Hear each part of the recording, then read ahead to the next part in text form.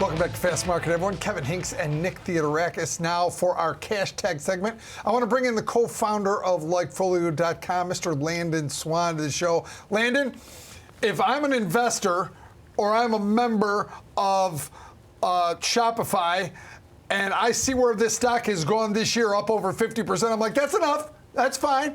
I don't need anything new. Just stay on this path. What am I missing here?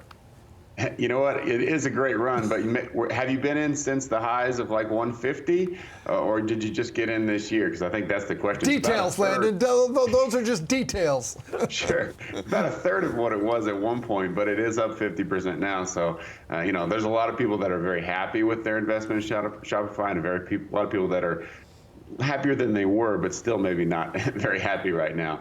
But I got to tell you, they've got a lot of things working against them, and they got a lot of things working for them. So they've kind of got a little push-pull going. If you look at sort of the overall trends, e-commerce is down, inflation fear is up, people talking about being behind on payments or maxing their credit cards, that's up. So that generally the economy is sort of against Shopify here. But when you compare it to its peers, and it's tough for LikeFolio to compare against its peers because a lot of its peers are like credit card processing companies, which we don't track. But when you compare it to companies like Amazon, eBay, maybe Wix, throw them in there, you can see that they're actually doing really well. They're where you want to be on this chart, right? So we always talk about the top right chart, or the top right of the scatter plot. The mentions of the total company are on the bottom, and the happiness is on the y-axis, the up and down axis. So you want to be high, you want to be to the right. So when you're comparing them to their peers, they're doing very well, doing better than most.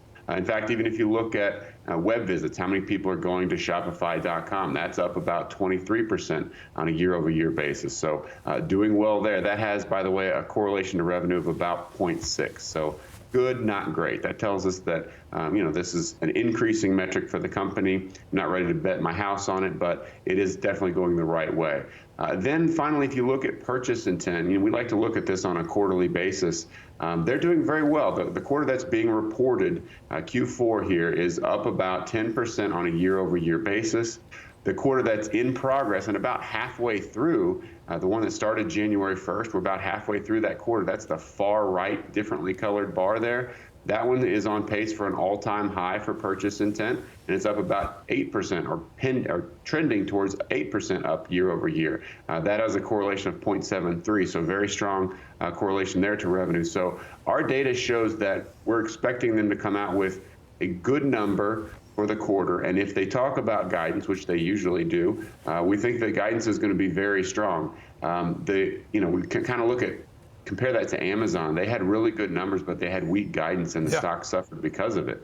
I think that Shopify, when investors are hearing the numbers, they're going to, they're obviously, I think they're going to like them, and then they might get a little nervous when the question of guidance comes in if they had anything to do with Amazon. But I believe that the guidance questions are going to be positive. So I like all that. The only downside on Shopify specific data is their happiness numbers. So it's high at 78%.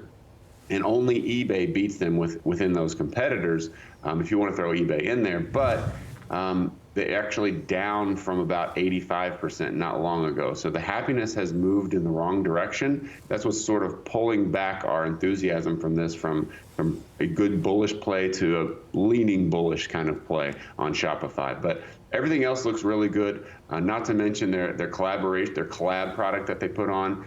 They just launched that in Q3, where it's helping merchants pair up with influencers and get their shoppable content inside of their platform and increase that revenue. They had over 50 million impressions with that since launch. So they're doing a great job of empowering their clients to make more money. I love the company long term. The happiness is the only thing that's got me just sort of a little bit hesitant, along with the run in the stock that's just been incredible lately. Yeah, the run has been amazing. So I think the numbers maybe matter. I'm always talking about guidance, but I think the numbers matter here a little bit more maybe than some, just because they have come so far so quickly. What are you seeing in terms of kind of size of the pie, Landon? And what I mean is, it's easy to say that they're pulling business from Amazon or pulling business from eBay, but with the consumer sort of pulling back on your credit card debt comment, do you expect to hear from them today, kind of size of the pie, or is this just sort of we're taking a little bit of business from Amazon, we're taking a little bit of business from eBay, or was there really a chance here in this environment for them to be growing the overall pie and pulling more people kind of online, or is that already pretty saturated, do you think? So I think that they're probably looking at a pie that's possibly decreasing when it comes to e-commerce just in general. That's what our data shows us, all those macro trends that I talked about earlier.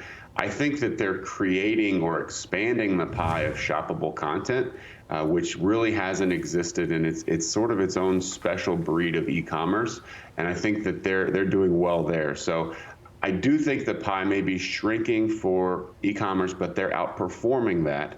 So they're growing their slice of a diminishing pie right now. It's going to grow in the future, but for this quarter, it's shrinking. And then they're kind of creating a new pie with shoppable content, or at least coming in and dominating it. That metric, compare e-commerce down 7% year over year. Shoppable content is up about 40% year over year, and they're a really big part of that. So I like their position, even though the pie overall, I think, is shrinking just for this short period of time. Landon, we're going to take a good hard look at it and put on a paper money trade in this. But Landon, we appreciate you coming on, as always, giving us your data, LikeFolio's data on Shopify. Landon, have a great day. Thanks, Landon. Thank you, guys.